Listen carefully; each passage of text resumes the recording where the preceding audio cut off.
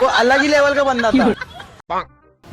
अहो ऐका की मला दवाखान्याला घेऊन चला की। का काय झाले? मला कसं तरच होऊ लागले।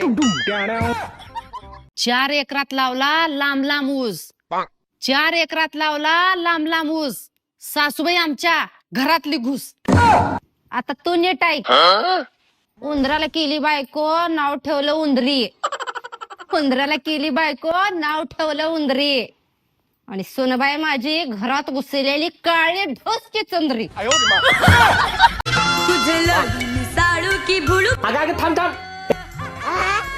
ए गप रे आजा, मला केक खाताना अजिबात डिस्टर्ब करायचं नाही या।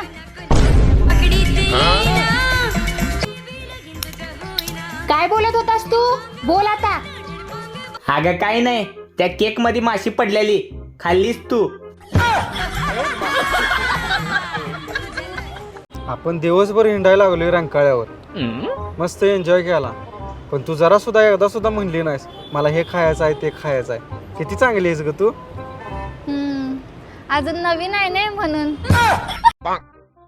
जोपर्यंत डर्मिकूलची जाहिरात टीव्हीवर येत नाही तोपर्यंत उन्हाळा चालू झाल्यासारखं वाटतच नाही। दादा बायकोला इंग्लिश मध्ये काय म्हणते तो? टेन्शन। तो अलग ही लेवल का बंदा था।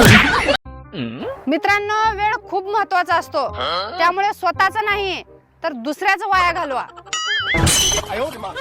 अनन्या, हे गुढीवर तांब्या उलट्या का ठेवतात ग? तुम्ही एवढे इंजिनियर आहात ना, मग सरळ ठेवून दाखवा।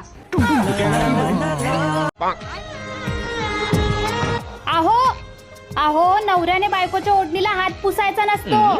का? आपले पूर्वज सांगून गेलेत, नवऱ्याने जर बायकोच्या ओढणीला हात पुसलं ना तर घरी सवत येते। तो अलग ही लेवल का बंदा था। ओ चालले बघा मी बाहेर, थोडं सावकाश चालव। पण गाडी घेऊन जाईन मी। मी गाडी बद्दल बोलना गेलोय, तुझ्या तोंडाबद्दल बोलायलोय। घरात तर काय मी ऐकून घेतोय, पण बाहेर कोण अजिबात ऐकून घेत नाही। आला का लक्षात? बसता का आता गप? खोटं बोललं की पाप लागते, आणि खरं बोललं की मिरची लागते। बत्ती सोड, विमल खाणार काय? अरे आजा, तुला जरा पण लाज वाटत नाही? एका मुलीला असं विचारतोय? तुझ्यासारखं समजलायस काय मला? दारू पिणार असशील तर बोल। एक मिनिट। अहो सासू यायला लागली, तुम्हाला काही मागवायचंय का? हा मग मागवायचे ना, मागव मटन, चिकन, अंडे, झिंगे, बोंबील, 2-4 किलो सफरचंद, केळं, त्याच्यानंतर आपला गोड तेलचा डबा मोठा हेवळा मोठा, पटपून या प्रमाणावर घेऊन। हा सासूबाई, ऐकलं का तुमच्या मुलाची फरमाईश? या मग तेवढं घेऊन येताना। हो ठेवू का? माझी आहे का तुझ्या यायला लागली? तुमच्याच मातोश्री यायला लागल्यात आहे।